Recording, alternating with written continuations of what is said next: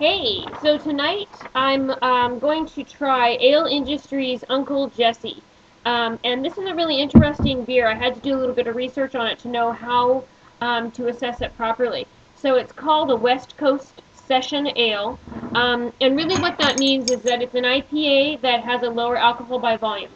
So the IPA range is 5.5 to 7.5%, while a session IPA or a session ale is going to be below 5. So this one actually comes in at 4.75%. So the idea behind that is that if you love an IPA and you love the aggressive California hopping, but you don't want to get drunk as quick, or you want to drink a whole bunch of beers, then this will be the way to do it. And so it's just a low alcohol IPA. So we'll give it a shot. And Ale Industries makes some pretty amazing beers. I'm going to have to wait for that head to dissipate. Ale Industries used to brew out of a warehouse in Concord, which is just one city away from me. And I used to drink in their tap room, which was freezing. And I was excited for them because they opened, they're brewing out of Oakland now. And they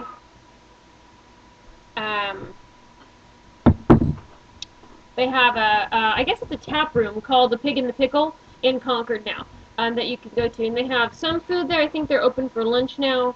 And they've got some pretty amazing beers, including one of my favorite, which is called Ride Piper. So I did Golden State of Mind. That's by Ale Industries the other day, so you might have seen that already before. So this beer poured with a huge amount of head. Almost impossible to drink through that. So I'll do my best. So since it's an IPA, I can smell the aroma already. It is aggressively hopped. So this has a piney, kind of citrusy, grapefruit kind of aroma to it. Smells really good though. I feel like California hops is really dank hop is so characteristic. I don't even think it's California hops. It's but it's so common in California beers now. So appearance-wise, this beer is a little hazy. Actually, I don't even think I can see through it, but it's a nice, beautiful gold color, almost amber. Again, appropriate for this particular style.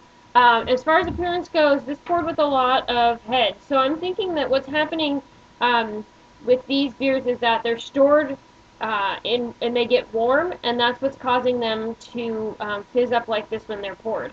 Because this has happened to me with Ride Piper when I first bought it in a 22 from a store.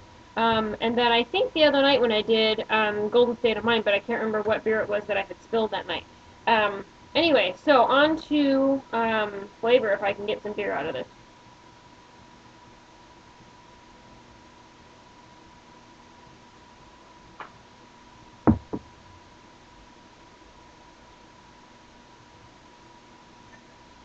Very aggressively hopped. From the moment from the moment it touches your tongue, it's hop, hop, hop, hop, hop, hop.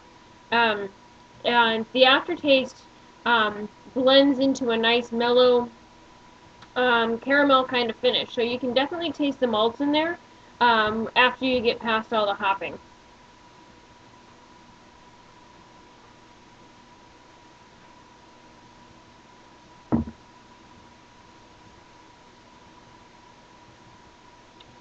Yeah, it almost has a sweet finish to it.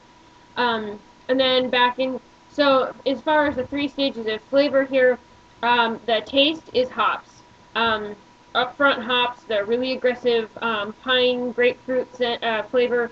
Then the finish is a little bit of a caramelly sweetness, and then the aftertaste really kind of blends those two together.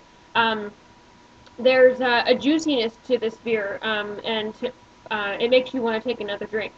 So I'm going to see if I can pour a little bit more, so maybe I can.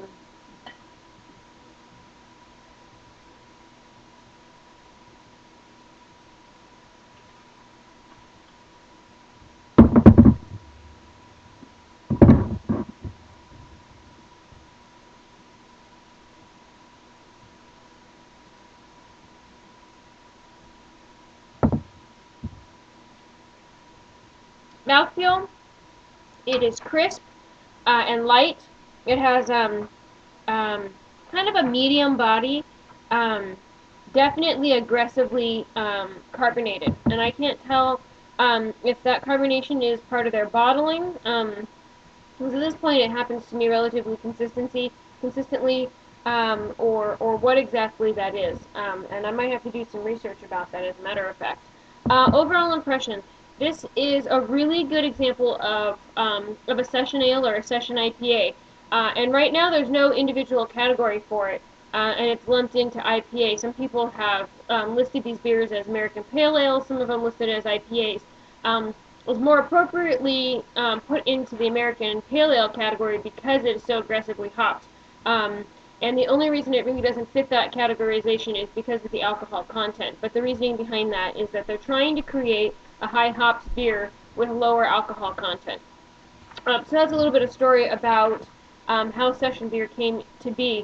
I think there's some discussion about making session its own category, and that would be interesting because there's a lot of session ales out there.